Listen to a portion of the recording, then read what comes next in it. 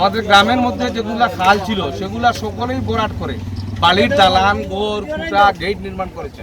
আমি অনুরোধ জানাবো আমাদের পুলিশ প্রশাসনকে, আমি দায়িত্ব নেওয়ার পরে আমরা সমস্ত খালগুলা আমরা উদ্ধার করতে হবে। বন্যা পরিস্থিতির সুযোগ নিয়ে কেউ যাতে সম্পত্তি সংক্রান্ত কোনো ধরনের অপরাধ সংগঠিত করতে না পারে সেই ব্যাপারে আমরা আমাদের কাজ করে যাচ্ছি। সাংবাদিকরা আমরা দীর্ঘদিন ধরে বন্যার পরে আমাদেরকে সাহায্য করতেছেন, আপনারা এখনও আমাদের সাথে আছেন। সকলের সম্মিলিত প্রচেষ্টায় যাতে আর জলবদ্ধতা এই রাস্তাঘাট না ভাঙে, এভাবে যাতে ক্ষতিগ্রস্ত না হয়, আমরা সবাই মিলে চেষ্টা করতেছি। এই জন্য দায়ী হচ্ছে এই যে এই কালভার্টটা, আর আমরাও এখানে আরও 2টা কালভার্ট করার জন্য আমরা ইতিমধ্যে প্রস্তাবনা দিয়েছি এবং আমরা ওই জায়গাটুকু আমরা স্লুপ প্রোটেকশন করে দেব। এটা এখনই 4-5 জন লোক লাগাইয়া কোদাল দিয়ে মাটিটা সরাইয়া এই পাইপের মুখটা ক্লিয়ার করে দেওয়া হবে।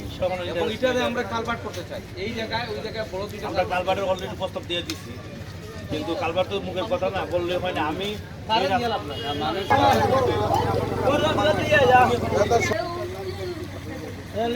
কালভার্ট আছে তো বহুত বেশি পানি হয়েছে, কিন্তু এরকম করে না, এটা বন্ধ করা হ্যাঁ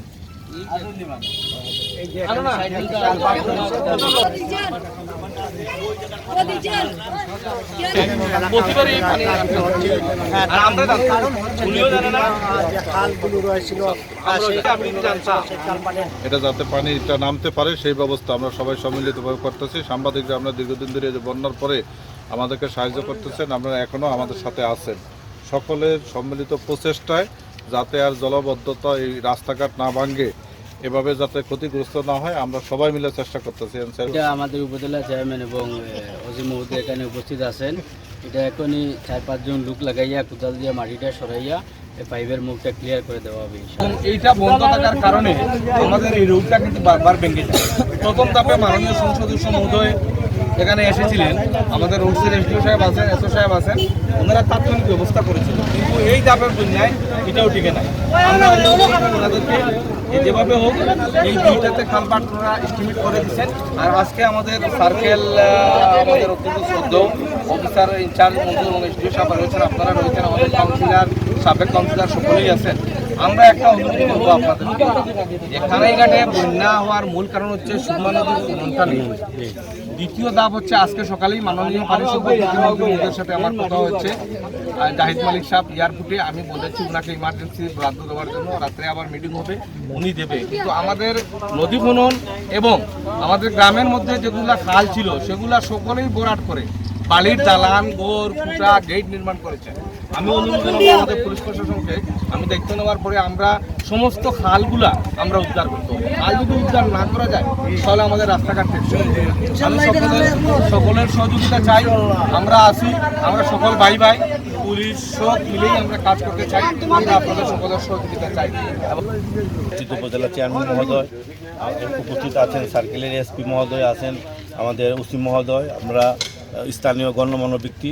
আপনারা জানেন বিগত 15 দিন আগে আরেকটা বন্যার কবলে পড়েছিল উক্ত এলাকাটি। তখন কিন্তু ওই আমাদের এই পোর্শনটুকু সেম অনেকটাই নষ্ট হয়ে গিয়েছিল। আমরা তাৎক্ষণিকভাবেই আমরা কিন্তু করে মেরামত করে গাড়ি চলাচলের ব্যবস্থা করে দিয়েছি, কিন্তু বারবার আবার বন্যায় কবলিত হয়েছে এবং আবার আমরা এই জায়গাটুকু মেরামত করতে আমাদের দীর্ঘ সময় নিচ্ছে শুধু আমাদের বরাদ্দের জন্য। তবু আমরা আমাদের ট্রাক নিয়ে এসেছি, আমরা টুকটাক কতটুকু পানি রিপেয়ার করে দেবো ইনশাল্লাহ। এই জন্য দায়ী হচ্ছে এই যে এই কালভার্টটা, আর আমরাও এখানে আরও 2টা কালভার্ট করার জন্য আমরা ইতিমধ্যে প্রস্তাবনা দিয়েছি এবং আমরা ওই জায়গাটুকু আমরা স্লুপ প্রোটেকশন করে দেব। আমাদের পরিকল্পনা রয়েছে কালভার্ট করে দেব, স্লুপ প্রোটেকশন করে দেব। আর এইগুলি ফেলা সেটিং দিয়ে আসলে টিকবে না, এটা আমাদের পার্মানেন্ট আমরা কাজ করবো ইনশাল্লাহ।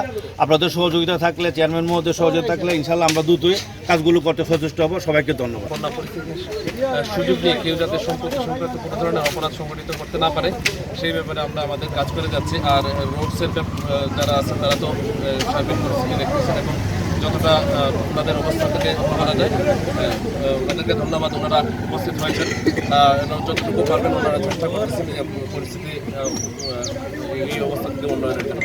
ধন্যবাদ সবাইকে। পুনর্বাসনের কী করা যায় সেই বিষয়ে আমরা একটু বলতে চাই, সেজন্য আপনাদের সহযোগিতা চাই। আপনারা আমাদের জন্য সকলকে ধন্যবাদ জানাই, আবারও দেখা হবে।